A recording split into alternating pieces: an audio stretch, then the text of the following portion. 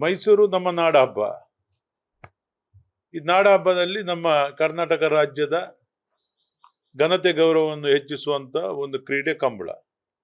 ಈ ಕಂಬಳವನ್ನು ನಮ್ಮ ನಾಡ ಹಬ್ಬದಲ್ಲಿ ಆಚರಣೆ ಮಾಡಬೇಕು ಎಂಬುದು ನಮ್ಮ ಬಯಕೆ, ಸರ್ಕಾರದ ಬಯಕೆ. ಈ ಕ್ರೀಡೆ ಈಗಾಗಲೇ ರಾಜ್ಯ ಕ್ರೀಡೆಯಾಗಿ ರಾಜ್ಯ ಸರ್ಕಾರ ಮಾನ್ಯತೆ ನೀಡಿ ರಾಜ್ಯ ಕಂಬಳ ಅಸೋಸಿಯೇಷನ್ ಮಾಡಿದೆ. ಮಾನ್ಯ ಉಚ್ಚ ನ್ಯಾಯಾಲಯ ಆದೇಶ ನೀಡಿ ಕರ್ನಾಟಕ ರಾಜ್ಯದ ಯಾವ ಮೂಲೆಯಲ್ಲಿ ಕೂಡ ಕಂಬಳವನ್ನು ನಡೆಸಬಹುದು ಎಂಬ ಬಗ್ಗೆ ತೀರ್ಮಾನವನ್ನು ಕೊಟ್ಟಿದೆ. ಈ ಹಿಂದೆ ಕೂಡ ನಮ್ಮ ದಕ್ಷಿಣ ಕನ್ನಡ, ಉಡುಪಿ, ಪಕ್ಕದ ಕೇರಳ ರಾಜ್ಯದ ಕಾಸರಗೋಡಿನಲ್ಲೂ ಕೂಡ ನಮ್ಮ ಕಂಬಳ ನಡೀತಾ ಇತ್ತು. ಈ ಕಂಬಳ ಯಾವುದೇ ಒಂದು ವ್ಯಕ್ತಿಗೆ, ಒಂದು ಪಕ್ಷಕ್ಕೆ, ಒಂದು ಧರ್ಮಕ್ಕೆ ಸೀಮಿತವಾದಂಥ ಕ್ರೀಡೆ ಅಲ್ಲ. ಜಾತಿ ಮತ ಭೇದವನ್ನು ಮರೆತು, ಬಡವ ಬಲ್ಲಿದನೆಂಬ ಭೇದ ಇಲ್ಲದೆ ಹಿಂದೂ, ಮುಸ್ಲಿಂ, ಕ್ರೈಸ್ತರ ಎಲ್ಲರೂ ಕೂಡ ಕಂಬಳದ ಕೋಣಗಳನ್ನು ಸಾಕಿ ಸಲಹಿ ಈ ಕೋಣಗಳನ್ನು ಓಡಿಸುವಂತಹದ್ದು ಈ ಕಂಬಳ. ಇದನ್ನು ರಾಜ್ಯದ ಜನತೆ ನೋಡಬೇಕು. ಸಹಬಾಳ್ವೆ ಸಾಮರಸ್ಯಕ್ಕೆ ಇದೊಂದು ಒತ್ತು ನೀಡುವ ಕ್ರೀಡೆಯಾಗಿ ಪರಿವರ್ತನೆ ಆಗಬೇಕೆಂಬುದು ನಮ್ಮ ಭಾವನೆ. ಸಂಪ್ರದಾಯಕ್ಕೂ ಸಂಸ್ಕೃತಿಗೂ, ಮೈಸೂರಿನ ಸಂಸ್ಕೃತಿಗೂ ನಮ್ಮ ಕರಾವಳಿ ಸಂಸ್ಕೃತಿಗೂ ಯಾವುದೇ ರೀತಿಯ ವ್ಯತ್ಯಾಸ ಇಲ್ಲ. ನಾವು ಪಕ್ಕಪಕ್ಕದ ಜಿಲ್ಲೆಯವರೇ. ನಾವು ಮೈಸೂರಿನ ಅರಸರ ಕಾಲದಿಂದ ಈ ಕಂಬಳ ಪ್ರಾರಂಭ ಆಗಿತ್ತು. ನಾಲ್ಮಡಿ ಕೃಷ್ಣರಾಜ ಒಡೆಯರು ಈ ಕಂಬಳಕ್ಕೆ ಬಹಳಷ್ಟು ಸಹಕಾರ ನೀಡಿದ್ರು. ಈ ಬಾರ್ಕೂರು ಸಂಸ್ಥಾನದಲ್ಲೂ ಕೂಡ ಕಂಬಳ ಪ್ರಾರಂಭ ಆಗಿತ್ತು. ಎಲ್ಲೆಲ್ಲಿ ಅರಮನೆಗಳಿತ್ತು, ಎಲ್ಲೆಲ್ಲಿ ಬೀಡುಗಳಿತ್ತು, ಅಲ್ಲಿ ಕಂಬಳ ಆ ಸಂದರ್ಭದಲ್ಲಿ ಸಾಂಪ್ರದಾಯಿಕವಾಗಿ ಒಂಟಿಕೆರೆಯಲ್ಲಿ ಕಂಬಳ ನಡೀತಾ ಇತ್ತು. ಇದೀಗ ಕಂಬಳ ಆಧುನಿಕ ಸ್ಪರ್ಶ ಆಗಿದೆ. ಯುವಕರು, ಕೃಷಿಕರು ಮತ್ತೆ ಅನೇಕ ಉದ್ಯಮಿಗಳು, ಬೇರೆ ಬೇರೆ ಸಂಘ ಸಂಸ್ಥೆಯವರು ಬೇರೆ ಬೇರೆ ಕಡೆಯಲ್ಲಿ ಕಂಬಳವನ್ನು ಆಯೋಜನೆಯನ್ನು ಫೆಡ್ಲೈಟ್ ಮೂಲಕ ನಡೆಸ್ತಾ ಇದ್ದಾರೆ. ಆದ್ರಿಂದ ಸಂಪ್ರದಾಯಕ್ಕೆ ಯಾವುದೇ ರೀತಿಯ ಧಕ್ಕೆ ಈ ಕಂಬಳದಿಂದ, ದಸರಾದಲ್ಲಿ ಮಾಡೋದ್ರಿಂದ ಯಾವುದೇ ರೀತಿಯ ಧಕ್ಕೆ ಆಗುದಿಲ್ಲ.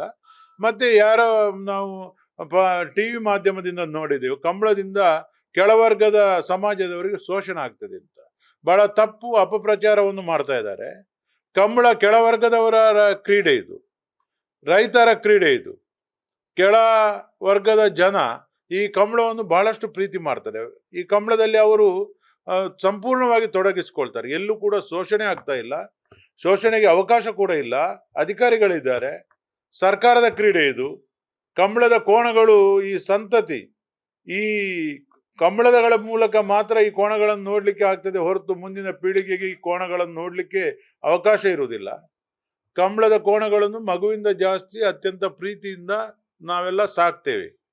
ಅದಕ್ಕೆ ಎಲ್ಲ ರೀತಿ ನಮ್ಮ ಸ್ವಂತ ಮಗುವಿಗೆ ಏನು ಬೇಕಾ ಅದಕ್ಕಿಂತ 3 ಪಟ್ಟು ಕಂಬಳದ ಕೋಣಗಳಿಗೆ ಬೇಕಾಗುವಂತ ವ್ಯವಸ್ಥೆಯನ್ನು, ಉಪಚಾರಗಳನ್ನು ನಾವು ಮಾಡ್ತೇವೆ.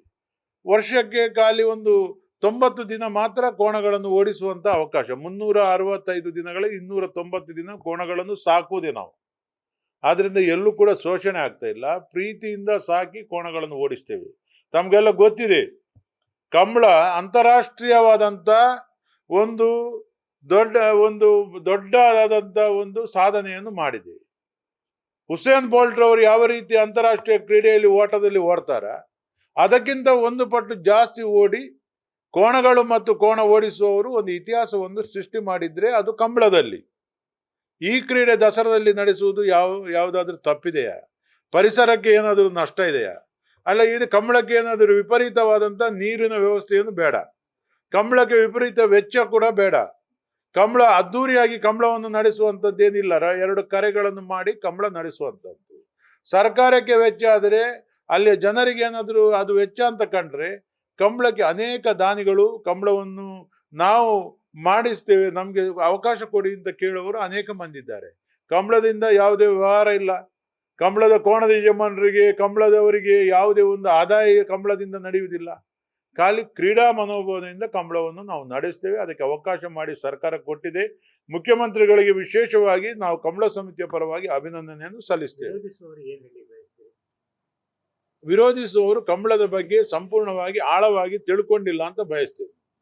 ನಮ್ಮ ಯದುವೀರವರು, ಅಲ್ಲಿಯ ಸಂಸದರು, ನಿನ್ನೆ ಹೈಪರ್ ಕಮಿಟಿ ಸಭೆಯಲ್ಲಿ ಅವರು ಕೂಡ ಇದ್ದರು.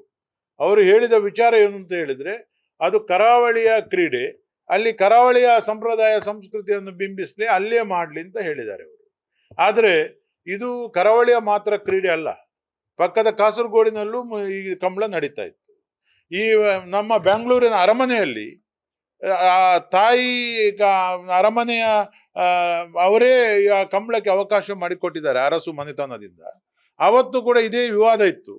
ಅವರು ಪ್ರಶ್ನಾಚಿಂತನ ಮಾಡಿದಂಥ ಸಂದರ್ಭದಲ್ಲಿ ಕಂಬಳ ರಾಜಮನೆತನದಿಂದ ಆಗ್ತಾ ಇತ್ತು, ಅದಕ್ಕೆ ಅವಕಾಶ ಕೊಡಬೇಕು ಅಂತ ಬಂದಿತ್ತು.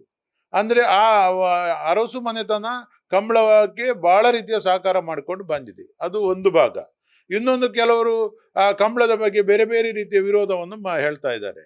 ಆದರೆ ಯಾವುದೇ ಪರಿಸರಕ್ಕಾಗಲಿ ಕಂಬಳ ವಿರೋಧ ಮಾಡುವವರಿಗಾಗಲಿ ಅವರಿಗೆ ನಾನು ಮನವಿ ಮಾಡಿಕೊಳ್ಳುವುದು, ನಮ್ಮ ಕಂಬಳವನ್ನು ನೀವು ಸ್ವಾಗತ ಮಾಡಿ.